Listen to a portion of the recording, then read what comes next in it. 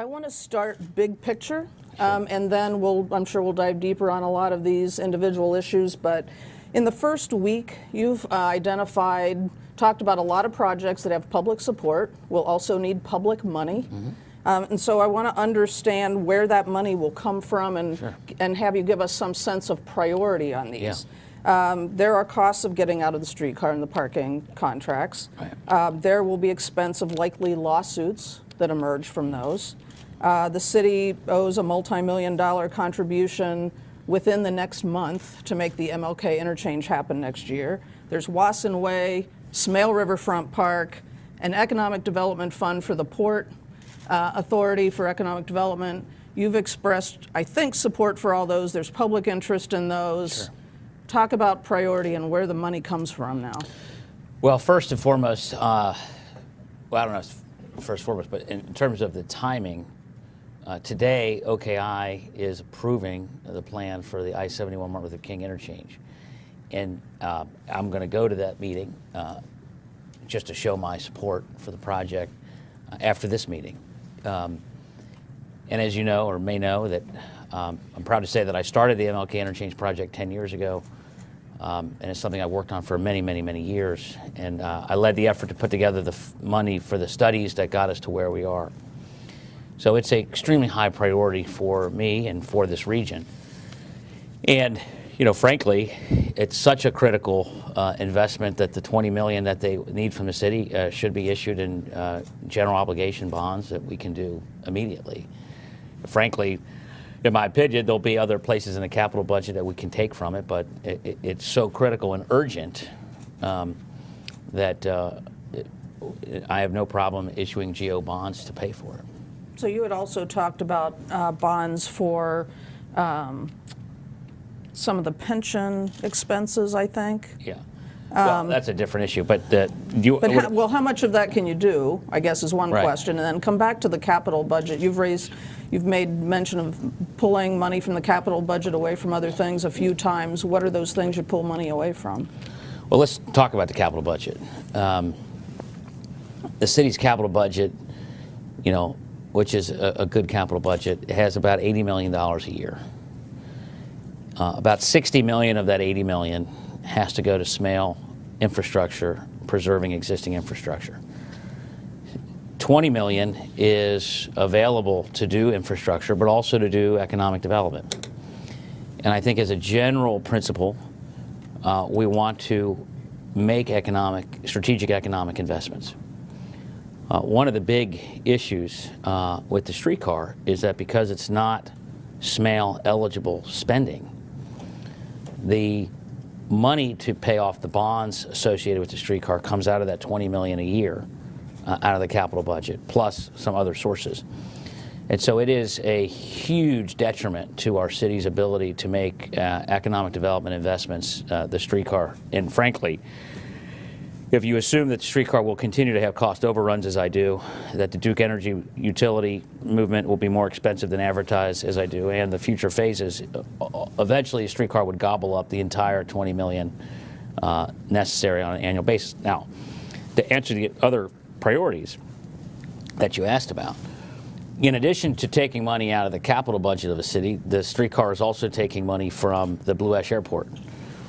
Blue Ash Airport money can and should be used to pay for things like Wasson Way and Westwood Square. The Riverfront Park, which is another strategic priority of mine, was originally designed to be paid for from the Banks TIF that I helped create south of 4th Street. And that TIF has been dedicated outside the footprint of the actual banks itself. The other properties below 4th Street has been dedicated to the streetcar. So if we cancel the streetcar, that also frees up money to pay for the Riverfront Park. Let me jump in here. Yeah. You have said you want to cancel the streetcar because it's eating up too much of the capital budget and other budgets. Would you consider alternative funding for the streetcar, or in your view, is it dead? I mean, would you look at a joint economic development zone? Are you willing to consider other ways of funding the streetcar? I mean, the devil's in the details, but you know, someone asked me this morning if the property owners along the streetcar line wanted to pay for it all themselves, you know, that's fine. Under existing state law, special improvement district legislation, I think it's 1701 under the revised code. Property owners have the right to petition. We already have this with DCI. DCI is a special improvement district. The property owners have agreed to tax themselves additionally to pay for DCI, and if the property owners along the streetcar route want to pay for it, that's fine. I am highly skeptical that they would take on a burden that large, but obviously they could pursue it. Would you help them look for other sources of funding? Well, honestly, my priorities are not the streetcar. So, where I intend to spend my strategic focus after we remove some of these, what I call negative energy issues, is on job growth, safety, inclusion, and getting the budget in order, and neighborhood development. So, streetcar's not really on that list, but I'm not going to put obstacles in the way. Okay. John, let me ask you a question about job growth. Yeah. The parking lease, part Yeah. of the purpose of that was Right. to invest in economic development projects that presumably would create Right. jobs. So where do you get that kind of money to do that, Yeah. and how do you jumpstart economic development without that parking lease deal? I've been asked this question a lot. I keep saying to folks, well, what do you want to spend money on? And let's talk about what the options are. The idea that we're going to leverage revenue streams and spend everything today at the expense of the future is just a stewardship model that I don't agree with. I think that the future should have the opportunity to have recurring revenue streams that haven't been eaten up to pay off debt from today. That's not to say we never take on debt. I already said I'd take on some debt for the MLK interchange, but the point is that we were told that the thing was needed for 4th and Race. Well, they went ahead with 4th and Race, anyway. The other projects that were mentioned, the Riverfront Park can be finished with the TIF money once we cancel the streetcar. Wasson Way can be paid for with Blue Ash Airport funds once we cancel the streetcar. Westwood Square can be paid for with Blue Ash Airport funds once the streetcar is canceled. And we free up on a recurring annual basis the $20 million out of the capital budget for strategic economic development on an ongoing basis. Part of the money could also have been used as to create or to seed an economic development fund for the Port Authority, Right. another job-creating Right. entity. Right. So do you agree that they need a sizable development fund, and how much do they need, and again, where does it come from? Yes, I do believe they need a sizable seed fund. Let me step back. About 12 years ago, I guess 10, 12 years ago, the city received a $54 million windfall from the Anthem demutualization. And the question at that time was whether we would use it to paper over our deficit or use it for economic development. And in a bipartisan group that included David Pepper, Alicia Reese, Pat DeWine, and myself, and others, we agreed that we would not use it to paper over the deficit, but would use it for strategic investments. And specifically, Pat DeWine and I went to Provident Bank, U.S. Bank, and Fifth Third, Bob Hoverson at Provident, George Schaefer at Fifth Third, and Jim Schwab at U.S. Bank. And we took $15 million of that $54 million, and we asked each of those banks to put in another $33 million. So we created a $115 million loan fund. We leveraged, in a good way, leveraged not in borrowing from future public receipts, but leveraged in the sense of bringing private dollars in. We leveraged $15 million into $115 million. And then we went to Jeannie Gallagher at the Cincinnati Development Fund, who's a superb organization, and created a loan fund, which I believe, and I may not be right on the exact numbers here, but I believe they've lent that out and had it returned and re-lent out almost 3 times in the last 10 years. So that $15 million from Anthem has resulted in over $300 million worth of investments in our community. And the banks, because the primary use of that loan pool was to support the urban pioneer condo and apartment revitalization in over the Rhine and in our neighborhoods. That money has been extremely helpful in creating the critical mass of residential development in the urban core. And that model is what we want to do for the Port Authority. So what I would do and I've already expressed this to Laura Bruner and to members of the Port Board, is work with them and with a large seed grant from the city, we want to turn that into a much larger fund that would include private sector bank funding to create a large loan pool that the port could use, similar to the equity fund that 3CDC uses and similar to what the Cincinnati Development Fund uses. The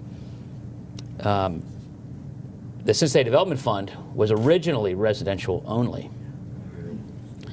And several years ago, as the market changed, Chris Sports and others actually modified the program and expanded what they could do to commercial. So I think, similarly, I think the port should have flexibility within parameters to take a fund like that and have a real, one of the great powers of 3CDC is that they have the equity fund. And they're like their own, when no one was lending during the worst of the economic crisis, they were their own bank. And the port needs something similar to that. But I think it needs to be predominantly private dollars. But I think the city can be a partner to provide that seed funding that will help convince banks to come in. And when Pat DeWine and I went to those 3 banks, these were not loans. At the time that we did this, you had low interest rates. You had home building was exploding in suburban areas. And there was a real lack of demand for urban housing and whatnot. And so there was very difficulty for urban pioneers to get lending and financing for renovation of historic buildings and new apartment and housing opportunities. And so the banks were hesitant. And we took a shared but first loss position that we would lose the first 15 cents on every dollar. Now, the private sector would lose 85 cents on the dollar if deals went bad. And that is what led the banks to being willing to put the money into these loan pools. And I think we have to be realistic that when the port goes into strategic areas like Bond Hill or Queensgate or others, that there is probably a risk premium, and the city's going to have to play a part to buy down that risk premium. So how large is a large seed grant from the city, and where does that come from, and when does that need to happen? Well, I think, let's step back. I think there's a couple things the port needs. I think short term, they have some very high-profile projects in Bond Hill and others that may need direct capital assistance, which we plan to provide, which can come from the capital budget, can come from casino money, can come from the Blue Ash portion. I mean, there's plenty of options. I think what I'm talking about, though, of a much larger loan pool, so they can have sort of their own financing options. It needs to be a process where we work together to convince the private sector to come in and put money in, and obviously that'll take time to work that out. Right, but you suggested that one of the ways you do that is the city kicks it off, starts the seed money with, with something large. We make a contingent, but we don't just write the check. We want the check to be written on the condition that the private sector comes in. So we use that to, as I say, we will put serious money down. So what's serious money? Some kind of range. What kind of range is serious money to be meaningful? We did $15 million for the Cincinnati Development Fund, so I would expect it to be larger than that. And again, what's the right timing for that? In order to kickstart job creation, economic development, is that something that? Oh yeah, it's top priority. I mean, the first quarter of your? Carol, it's been a week. People are becoming conditioned to expecting action from you. I know, I'm not even in office yet. I think I have a track record of moving quickly. I'm going to move. This is a high priority issue, but I can't make the banks write checks to the Port Authority, so I need other people's buy-in. John, we have a question from a viewer along the lines of private sector participation in public projects. Right. Would you ask property owners around the proposed interchange, the MLK interchange, to participate in financing that project? Or the property owners that are going to benefit from it, UC and all the other uptown businesses? Well, it depends on how expensive it gets. I mean, I think right now the $20 million that we've committed to is can be absorbed within our capital budget. If the number got bigger, I think all options would be on the table. But let's go back to parking privatization. Do you intend for the city to keep the parking assets, or would you consider another privatization plan? And if the city is going to keep the assets, do you plan to modernize and upgrade? Well, let me deal with the second question first. We definitely need to modernize the system, both the garages and the meters. I mean, every meter in the city needs to take credit cards. I mean, that's just a no-brainer. And that can be done internally or by a contract. If it's done internally, where does the money come from for that? Well, I think it comes from the from the parking fund. I mean, I never had a problem with borrowing from the parking plan to modernize the parking system. That's you believe that the system's going to add value, and so the value you add to the system by modernizing it will pay off the debt associated with the upgrades. And so I don't have a problem with that. I think the first question is an open question. I mean, although I would never describe it as privatization, and I've been very clear that these are public assets, and the meters especially, need to be subject to regular public oversight. So I felt all along that the deal that was proposed would lead to aggressive enforcement. And Xerox was going to get a 10-year no-bid contract to manage it. And if I'm right, then we have 10 years of misery. But, I mean, there's an alternative to enforcement. Just feed the meters, make sure you're compliant, right? Yeah, but that's not how the market works. I mean, we're competing with, in the region, we're competing with Northern Kentucky and Blue Ash and Kenwood, which has predominantly free parking. And so we have to be respectful of our small businesses, our restaurateurs, our neighborhood business districts. And if every time you go to Grader's Hyde Park Square, you get a ticket if you're a minute late, yeah, you should have paid the ticket. But if it's too aggressive, just like we saw in St. Bernard, it's going to deter business. Now, I believe we can and should get more money out of the system than we currently do. When I was on council, we got an average of $12 million a year. Now we're getting $7 million. So I think we can increase the revenue stream from the system. But if we go too aggressively and we start getting a major outcry from our small businesses and from our consumers and from our, people that we want to come shopping into the city, then we maintain the right to dial that back. But if you leverage it and you give away long-term contracts, no-bid contracts, you lose that ability to make adjustments for the economy, for public outcry, for neighborhood business districts. And so, is it possible that we contract out the management of the system? Yeah, it's possible. We're going to have those conversations. But, my preference and my strong opinion is that should not be done more than on a 1 or 2 year basis maximum, so that if we don't like the operator, we can make adjustments. James Pilcher has a follow-up. Yeah. Hi. Hey, James. You had said earlier, you had said earlier that one of your top priorities was straightening out the budget. As you know, the budget has been running a deficit for 9 out of the last 12 years, I think it is. I don't agree with that, but. Yeah. And that one-time sources have been used. The parking money was going to be used this year to fill a hole. Right. Some of that money you talked about with the Anthem money had been used to fill some holes in the operating budget. But not under my leadership. Under the no, I understand. Under the now that the parking deal is going to probably go away, how do you intend to fill that hole in the current budget, and how do you intend to restructure the budget long term so we don't keep having to have these one-time fixes? Great question. We intend to have hearings as early as January. The budget, they switched it to a June 30th, deadline. So I can tell you, this isn't just my opinion. The council members who have been elected have expressed deep, deep interest in this issue. Kevin Flynn, David Mann, Amy Murray, and those just happen to be the new members, but the existing members feel strongly that they want to tackle this issue and do it in a public and transparent manner, and to have months of hearings as city council. And I don't want to steal their thunder. I think they're going to be announcing a number of plans to really have a real open process and talk through those issues. But at the end of the day, as I've said from day one, I think budgeting is about priorities, and police, fire, parks and recreation, Health and Human Services, road paving, garbage collection, litter pickup. These, in my opinion, are the basic core services. And collectively, all of that costs $300 million. And the budget's, as you know, about $368 million. Now, the $365 million, I think, doesn't include the casino money.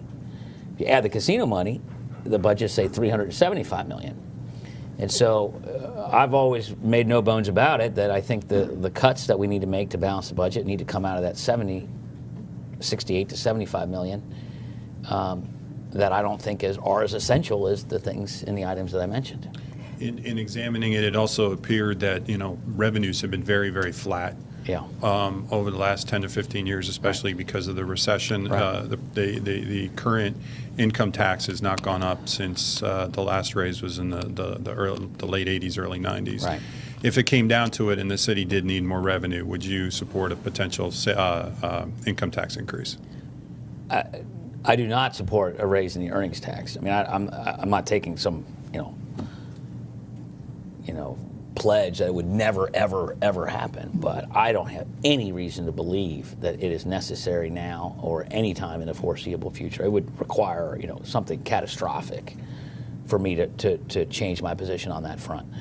I believe that we have sufficient taxes to balance our budget if we get serious about our priorities, and that's what I intend to propose and to lead on. And police and fire now make up 2/3 of the operating budget. You've signaled an intention to hire more police. How do you reconcile that with the budget shortfall that you face? Let's spend a second on that. I think it's because it comes up a lot.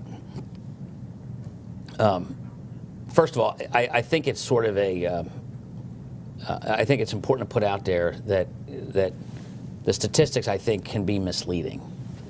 The city's overall budget is $1.2 billion or $1.4 billion, and the police department budget is like $120 million, I think. That's 10% of the overall budget. The fire department's like $90 million, so it's even less than that. Now, when people say that the police and fire are 2/3 of the budget, I think the average person says, wow, I mean, 2/3 of garbage collection and water and sewer and, road paving, and all of those are separate items. It's true that one budget within the overall budget, the general fund operating budget, it's about 60%. And growing. Well, not right now. It's receding now. It's been Police receding. and fire have been growing as a part of the not in the last 5 years. Capital budget. No. In fact, without any adjustment for inflation, it's less today than it was 2 years ago and 3 years ago because of attrition. I mean, we had 1,135 cops 4 years ago, and now we have like 940 something. So, I mean, when I was on council, we added officers to the street. We added 135 over 8 years. We started at 1,000. And there was a lot of public debate and disagreement as to whether it was a good idea or a bad idea to add those officers. We're not at 1,000. We're at 940 something.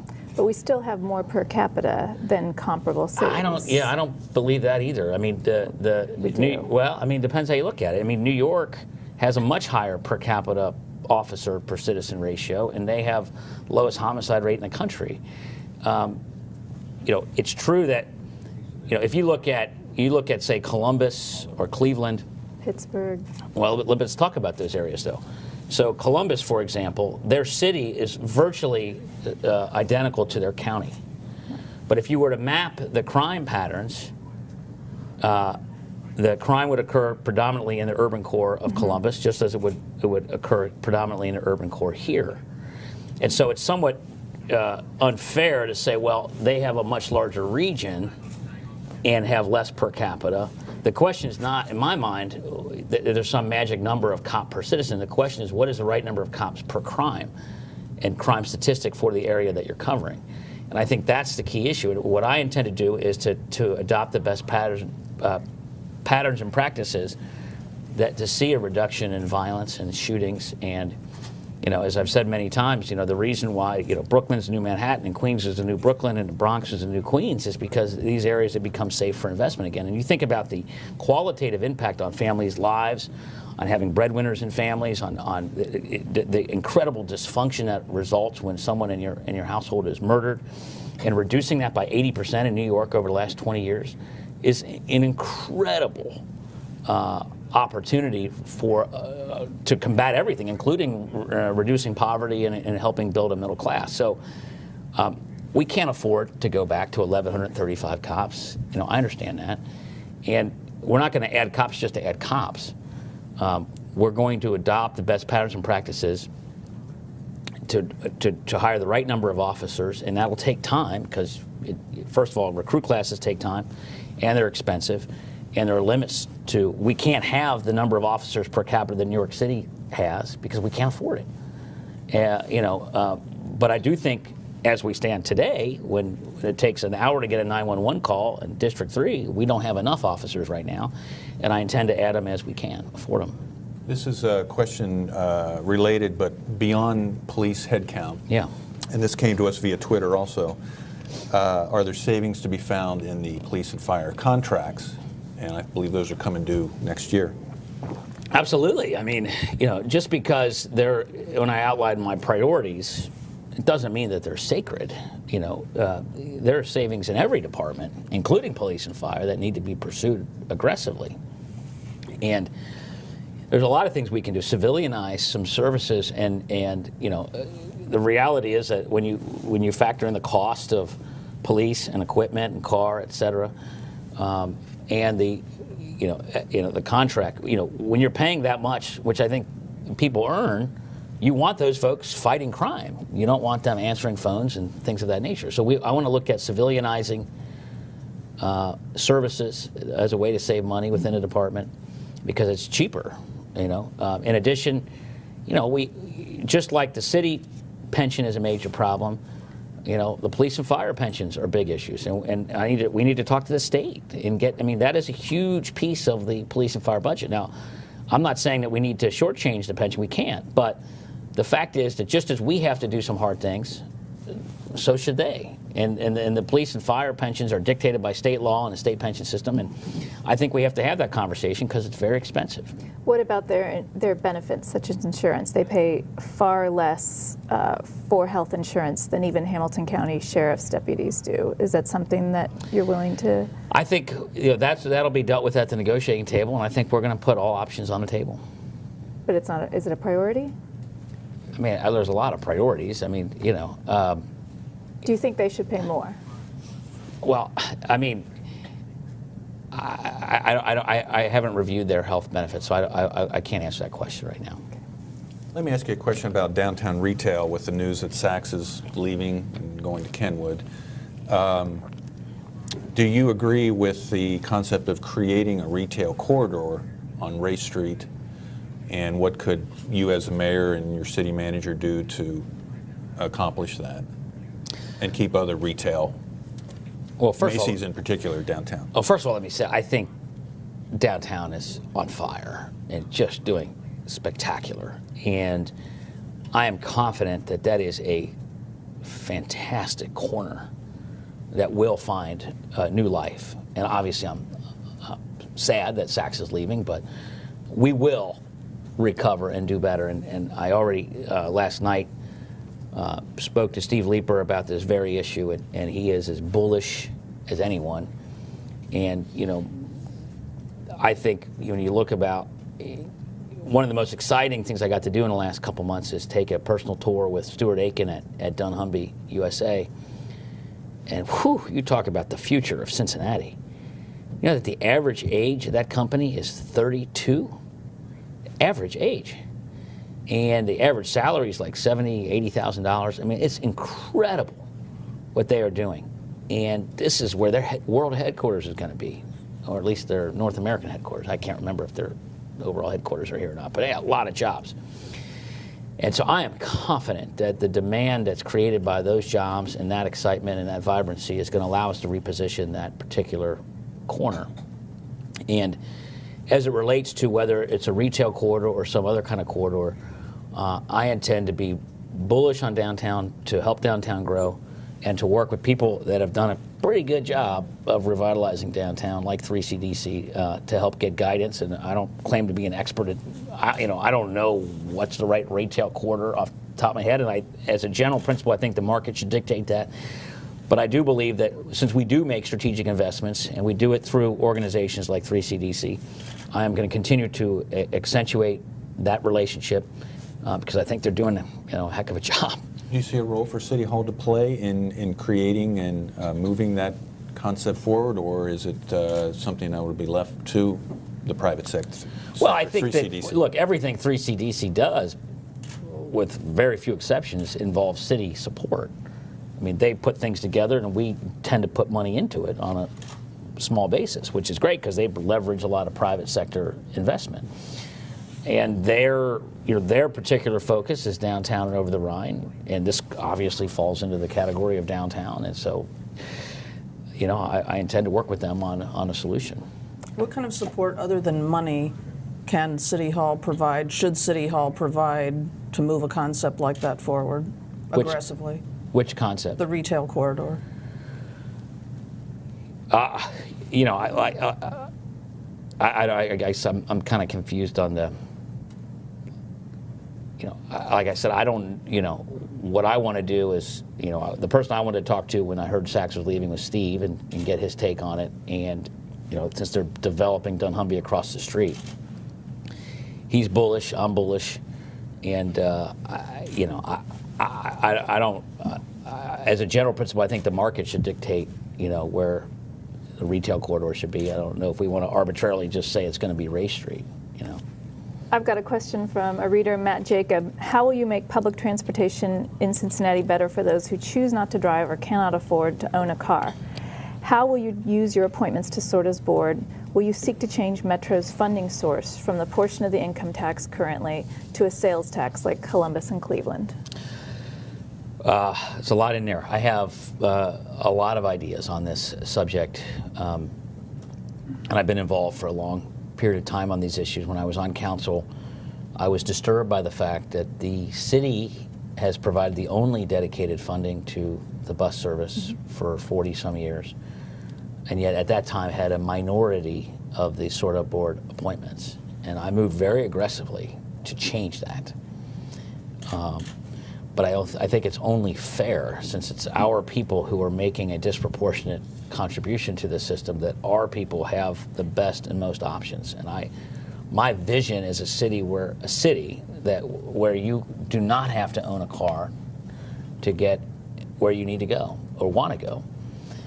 And that's not going to happen overnight, but it's something that I want to move towards. And what I would like to see is a number of ways to pursue additional service and routes, crosstown routes. I mean, I always liked the Metro Moves bus plan that was put out over 10 years ago. And I'd like to see us move to that sort of getting away from the hub and spoke and using more routes and whatnot. I think specifically I would like to aggressively make sure that Metro, and I will certainly use my appointment power to make sure that we move in this direction, will aggressively reach out to employers and develop a network of employers who, and see if the public transit is meeting their needs. And if not, if there are employers who are on a route but are willing to pay the marginal cost of adding a route, that'd be a way to infuse more money into the system and expand public transit options. And I think we have to be creative in finding new methods for revenue to come into the system. I've always said that the county and the suburban area should pay more, and that could be a sales tax. That could be out of jurisdictions, general fund, anywhere. But I think it's only equitable that the suburban and greater areas, if they want to preserve or expand bus opportunities, that they pay their fair share. Do you believe the transportation system should be limited to buses at this point, or would you work to build support for other? When compared to our peer regions, we are one of the few regions that has bus only. Most places have light rail, commuter rail, bus rapid transit. Where would you like to see our system go? Well, I'd like to see bus rapid transit. I also like to, I intend to aggressively pursue a bike share plan for, obviously we'll start in urban core but expand out. I'd like to see, and I'd like to see dedicated bike lanes, along the river, Wasson Way, along the Mill Creek, along the western riverfront corridor. And so I'd like to see, I know that's not what Those you're... are recreation, though, more than transportation. Well, except that to a certain extent, yeah. But if you have a dedicated bike lane that goes up and down the river and goes up and down to Mill Creek, it could also be used for commuting as well. Look, I'm not going to rule anything out as it relates to rail, but it requires a dedicated funding source. The few times, including 2002 when it went to the ballot, it was defeated, decisively. And so I just don't want to spend time on something that I don't think the voters have an appetite to pay for. We've got a question from Josh. Yeah. Josh Pickler. Hey, the Cincinnati Business Committee has made centrifuge a real priority. Yeah. And is counting on additional public support for the operational side of centrifuge. Right. Can you talk about how you think about that and the kind of support you're prepared to give that, and then just stepping back a little bit, kind of the relationship you want to have with business leaders in the community. First is yes. When I look at the future, I think about the Brandery, I think about centrifuge, I think about dunnhumby. Candidly, I don't think about a 19th century streetcar. I just don't. I think the future is in people and developing our workforce and our entrepreneurial culture and incubator entrepreneurial environment. And, money doesn't grow on trees, and we have to make strategic priorities. And I do support helping centrifuge grow, including operational support. As a bigger picture,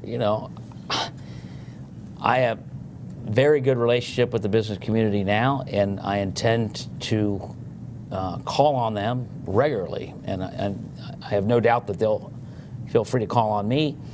But I can promise you that I am going to be a very outgoing, I don't think this will come as a shock, I'm going to be a very outgoing mayor, and I will be, my goal is to keep the business community busy, I talked about in the campaign how Cincinnati Bell did such miraculous things at Taft.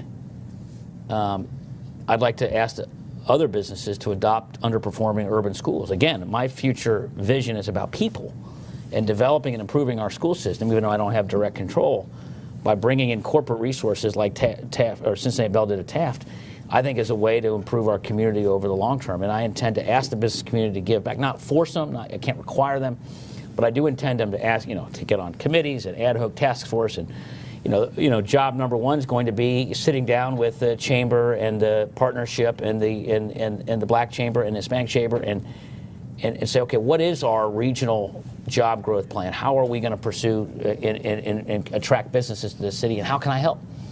And so I intend to be knocking on their door regularly, and it's a two-way street. On that, what is your expectation for the partnership, and the city contributes to that? What would you like to see from them? What's a successful partnership look like to you? Well, I think the question is, which is I think the goal of the partnership, and I've been out of office for 6 years now, 7 years, so I need to get up to speed on some of their doing, and I don't want to be critical when I know everybody's working hard. So, the big issue is, as companies are deciding where to locate, we want to have a very clear marketing message as to why they should choose Cincinnati. And we live, arguably, in the marketing capital of the world.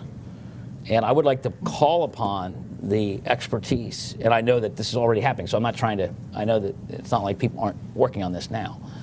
But I want to call upon the expertise that we have in this region, which is incredible in marketing, and to do a better job. And I intend to not to say I'm this, when you live in the city that P&G lives in and dunnhumby lives in and all these other amazing companies live in, I'm going to ask them to help us put together a marketing plan that works. And I want to be an instrument in that because I know they know more about marketing than I do. Let me come back to the business community question. Yeah. A lot of what you're talking about is leveraging, right, really, the private sector in this business community. Right. there are some significant members of this business community who are frustrated at the least and pretty angry at worst about how the parking thing went down, and concerned about your real commitment to the Port Authority as an economic development agency, and your willingness to let the private sector do its thing, because that Port Authority has a pretty powerful smart board. Yeah, I agree. So what do you say to those folks, and how do you mend whatever relationships may have gotten off to a rocky start there, so that you can move forward with some of the other things you're talking about? Well, I think, rumors of a rocky start are greatly exaggerated. I mean, we have some phenomenal leaders on the port board, several of whom I met with this week, to talk about how we're going to work together in the future. And remember, the parking plan wasn't the Port Authority's idea. It was the city manager's idea, and they sprung it upon the public in the middle of a budget discussion. And I think I've been very clear, and I think the voters have been very clear that we don't want it. And I read your editorial yesterday. We may not agree on it, but I think I've been pretty clear why I think it's a bad plan, and I think the voters sent a very clear message on that. And I think, frankly, it shows good faith on the part of the port to say, well, look, there was an election, and we're going to adjust as a result.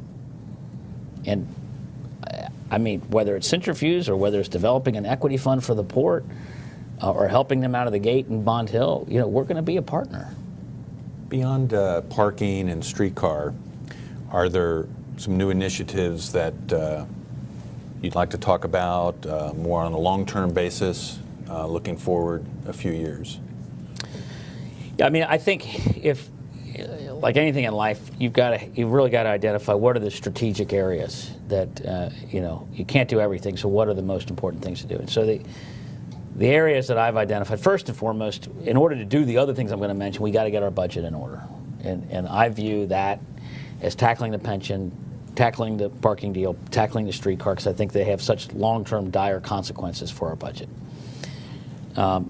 But then that gives us the freedom to pursue a positive agenda, a pro-growth agenda for the future. And what I intend to be focused on is job growth, economic development on all fronts, whether that's working with the chambers to come up with a marketing plan to attract businesses to our region. It means continuing and accelerating the relationship we have with 3CDC and Uptown Consortium and the Port Authority.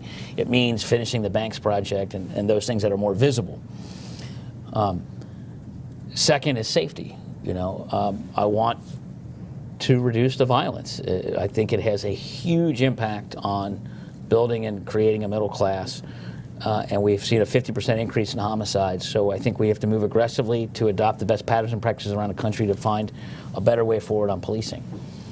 Thirdly is I think we have to make major improvement as it relates to inclusion and becoming known as more of an inclusive city. And that relates to African-American women and Hispanic-owned businesses. It relates to, equality issues. It relates to opening up the process to do what I would call sort of the Atlanta model and improving hiring and contracting and procurement policies. And then lastly is showing some big early wins in the neighborhoods like Wasson Way, like Westwood Square, and things of that nature. Let's talk about personnel for a moment. Yeah. You mentioned safety. Have you met with the new police chief, and what's his future in your view? Secondly, the city manager announced last night he'll be resigning. Yeah. And I want to get your thoughts on who you see replacing him and what the qualifications and vision should be. And then vice mayor, who you see in that role. Well, I have not met with the police chief, and I'd like to as quickly as possible. And Jay, please, we need to get that on the calendar soon. And so I don't know. I'm open-minded. What does matter to me is that the police chief be committed to the best patterns and practices from around the country to see the kind of safety improvement that cities like New York have seen. city manager. City manager? Yeah. and Well, vice mayor? as I said last night, I think the most likely scenario, very likely scenario, is that we'll have an interim city manager that I'll be recommending, and by December 1st. And I'm not going to reveal who I'm talking to right now, but there's only 2 weeks, so soon enough. And then I have not made any final decisions on committee and vice mayor. Will you do a national search for the city manager? Yeah. Okay. And then this is a question from Don Stefan. Following a long but thorough process, Cincinnati recently added to city zoning form-based codes, and it's hoped that the city transportation department will finally embrace traffic calming methods. Do you support continuing form-based codes and implementing traffic calming? And what's the future of the Go Cincinnati plan and Focus 52 funding? Okay, that's a lot. Go Cincinnati, I'm a big supporter of, and I think the Port Authority's primary mission is, frankly, not parking, but to implement the Go Cincinnati plan. The Focus 52 is substance over form. I believe that we need to make strategic investments, whether that comes from a big loan pool or not is really a form issue, not a substance issue. The question is, do we have the resources we need to make the right investments? Form-based codes, I want to talk to council about that and see where they are. I've been in development myself. I think, and just to give one example, in East Price Hill, we had a neighborhood that a lot of people had given up on, and we had a hard time getting lending on, and banks said they would doing me a favor by turning me down, and they didn't believe that the neighborhood could be revitalized. And yet we were able to develop a pedestrian-friendly development with a new restaurant and condos, and now a community theater is coming along. And frankly, what was necessary was support from the community council, development corporations, developers, private financing, lending, all these things. And when I think about all the hurdles we faced in that project, the zoning code was not it. It was. The planning commission and the planning department embraced, and the community embraced our project, and it was, what I hear the goal of the form-based code, folks, is for developments like what we have in East Price Hill to revitalize urban neighborhoods. And so I'm not, it's never been clear to me why the zoning code is so important. I mean, for example, Westwood Square, in order to move Madcap, which is a phenomenal business, to Westwood Square, it doesn't really matter if the zoning code has changed. What matters is, do they have the financial resources to do that, and then have a green esplanade in the center of their community, which is, like Washington Park or, the Hyde Park Square, the green area there. I mean, it's really money, not zoning code. Cindy. Hi, Cindy Andrews. As your new City Hall reporter, you've made a lot of changes. Yes, and welcome to you. Already in your first 9 days, just post-election, should we expect more changes? How should I plan my schedule here in the next week or two? Yeah. And in your first week, 30 days in office, I mean, what are the things that you're going to be just nailing right away? I expect it to be a very busy, 100 days, or whatever you want to call it. I mean, clearly, with the change of city manager, that's a huge deal.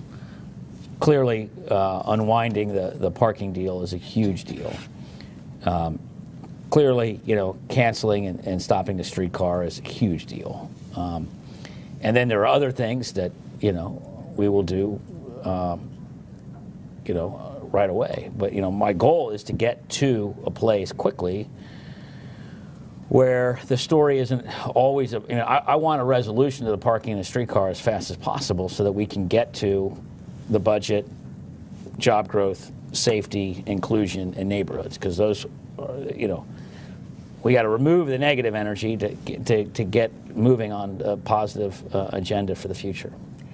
And a follow-up question on stopping the streetcar. Several readers asked, is there an upper limit that you're willing to spend to get out of the streetcar? Is there a point at which it's too expensive to stop it and it's more prudent to simply let it continue? Yeah, of course, but what is that number?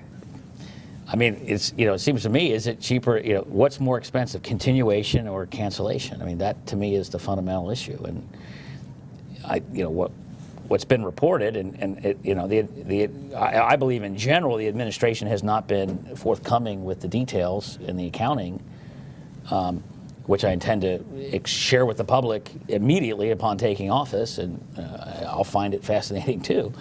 But what has been shared and what has been reported is that the costs of cancellation will be somewhere between $25 and $35 million, and the cost of continuation, by my calculation, is a minimum of $180 million, $100 million in local additional spending, and that's on the conservative side related to the Duke utility removals. The $4 million annual operating deficit, I put a 5 cap on that, which makes the net present value of that $80 million. That's my analysis, and obviously others may have a different analysis, but that's $180 million just to do phase 1, and the experts say it won't work unless you have phase 2. And the other thing about that, Julie, is I think for the first time the public's going to be given choices. So what I will be proposing publicly is that this community decide, do you want a riverfront park that I can finish in a couple years because I'm no longer using the TIF money for the streetcar but to finish the riverfront park, or do you want the streetcar? I think the park's a higher priority. Do you want Wasson Way and Westwood Square from the Blue Ash Airport money, or do you want the streetcar? And I don't believe the public's ever been leveled with that there are real trade-offs to these investments. And obviously, council has to agree with me ultimately, but I think in the end, the public and council will agree that there are better investments. And how do you envision that input? By hearings, by a referendum? What do you? Well, we would love a referendum of some kind. We don't have any fear of going back to the ballot on the streetcar. We intend to halt spending, and we intend to have a full accounting. I think that in my discussions with council members, there is a desire for there to be hearings and accounting of where all the money is, and to do so in an open and fair way that is transparent, but to make a final decision within a minimum of no less than 30 days, but probably no more than 90 days. But again, I don't want to put words in council's mouth. I mean, obviously they need to take the time that they believe is necessary, but I think we have broad agreement that while that occurs, that the spending needs to stop. James. You've mentioned a couple of times in terms of the budgetary issues facing the city, the city-run pension plan. Mm-hmm. As you know, it's got $870 million unfunded liability. It's only 61% funded going forward. Right. Now that issue 4 was defeated, what are your suggestions or your plans for filling that hole and making the plan more solvent? Isn't my time up? Look, I mean, it's a tough one. I mean, the 3 big items, in my opinion, that hurt our budget are the streetcar, the parking, and the pension. And my way of the world, our budget's much better off if we just stop the streetcar and the pension. I mean, the streetcar and the parking. The pension's a much tougher nut to solve, and I'm going to be consulting with the board and looking at all options and working with council, and I'd like to tackle it within the first 100 days to come out with a plan to get through it. The board did have a recommendation that they were going to put towards council, but that included $30 million from the parking deal. Now that they're going to have to go back and get another proposal, where do you see some of these? I know that there's other issues in terms of other things on the table in terms of cutting benefits and putting freezes in place and so forth. But I mean, this is eating a $30 to $40 million hole in the budget every year. Yes. How do you deal with this? And in long term, do you see eventually turning it over to the state? Well, I doubt we'd turn it over to the state because, my understanding is that unless it's 100% funded, you're not going to be able to give it to the state anyway, and they wouldn't take it. So I don't think that's a realistic option. We're going to have to, I mean, I think as I outlined in the campaign, it's a three-legged stool that affect the overall health of the fund. You've got what do you put in, what are the benefits, and what's your investment strategy? And I think we're failing on all three fronts right now. Now from the taxpayer's point of view, from the citizen's point of view, what hurts them the most is the amount we put in. Because if we put in $30 million a year out of the general fund, I mean, that comes directly out of the ability to put cops and firefighters on the street and to pick up garbage and to pave roads and to pick up litter. And the current model is clearly unsustainable. It's unfair to the tax. I mean, right? Even on you think about it, on a 24% contribution, 20% contribution, 24% contribution, that means the taxpayers are getting 76 cents on the dollar. I mean, that's not right. I mean, we have to get to a place by solving the issue that the tax dollar is more fair. People are willing to pay taxes, but they should receive value in return. And I don't think they should be only getting 76 cents on a dollar. So I think, but having said that, we've inherited this huge mess. So in the short term, it's quite unfortunate, but we're going to have to sacrifice some things that we would like to provide to taxpayers to help buy down this liability, including 24% contribution on an annual basis or potentially higher in the short term. But secondly, I think that's only fair to do that if we ask for changes on the other two stools. So we're going to have to continue to look at benefits on a prospective basis and make changes. And people are living longer, people are working longer, and we're going to have to adjust the benefits accordingly. Thirdly is the investment strategy. I think that we have not kept pace with the market, and we need to look at getting a better return than we have. John, I want to be respectful of your time, and so I think we're running short. So I want to ask you more about inclusion. Yeah. You talked about it a lot in your speech the night of the election. Yeah. So you made it a priority in that speech. And then I'm struck that now we have what I would call a controversy at UC. African American students and faculty feeling concerned that there's not a feeling of inclusion there. That reflects on our city as well while they sort that out. Is it in your view about minority contracts and minority business? Is it something bigger than that in our community?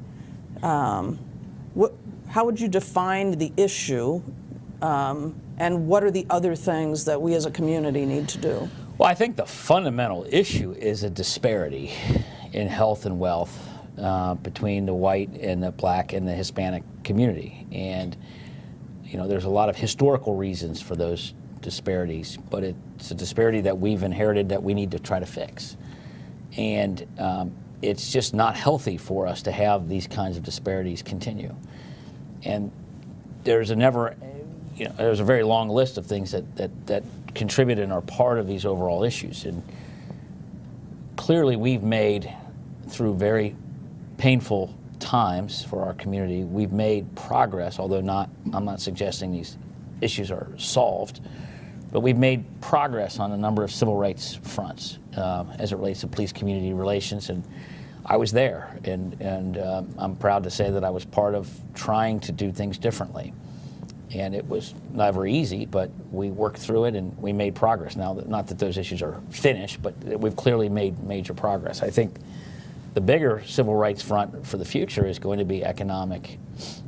And so I think that the focus now has got to be about building and expanding black middle class, Hispanic middle class, through aggressively looking at how Atlanta did that and how we can emulate them within the Constitution in a way that works to really improve the outcomes.